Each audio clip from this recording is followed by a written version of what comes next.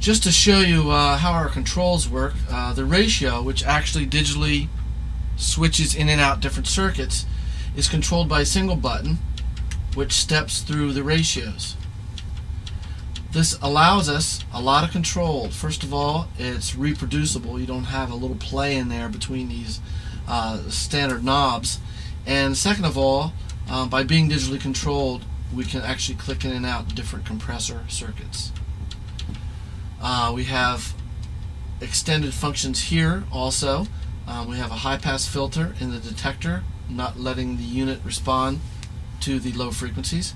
We have a band pass, which basically you get up into the 3, 4, 5 kilohertz range. If there's a lot of that, it's going to turn those frequencies down a little bit further.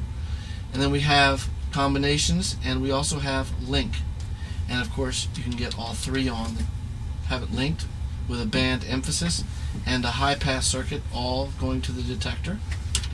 And in the audio, we have a high pass rolling off about 60 hertz on down. We have a distortion too, which adds second harmonic, a lot like some tube gear Class A transistors. You can combine those two.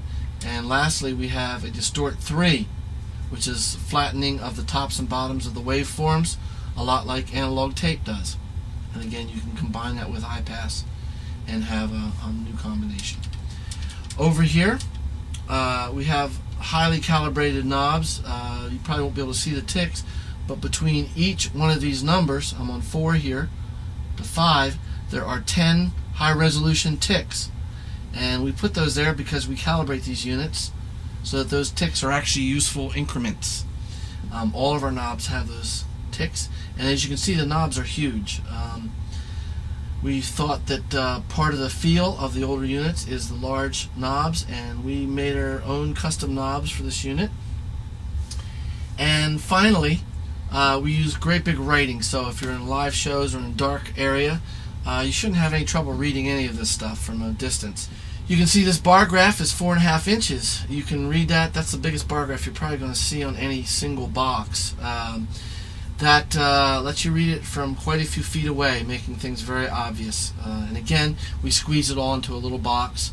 Multiplexing the switches eliminated dozens of switches. If we had to have a switch for each one of these functions, I think at one point we figured you'd need 16 switches on the front panel, which we got away from and squeezed onto a single height by using multiplexed controls. We used a multiplex control on here. The ratio button, for instance, which clicks in and out different ratios, is a stepped function. As you push each button, you click through the different ratios, which effectively click in different circuitry.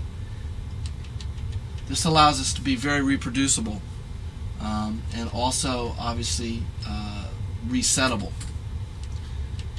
We give you bright LEDs, a bright bar graph, and each one of the ratios, except for the lowest 3, has a different color, which makes it easy to know where you are from a distance. You can be sitting in the front of a control room or at a stage and quickly see if you're in Nuke, which is a blue LED and the highest of all ratios.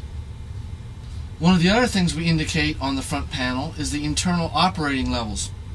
You can see this yellow LED blinking right here. If I slow up the attack and possibly go to a different ratio here, we can make both of these light up.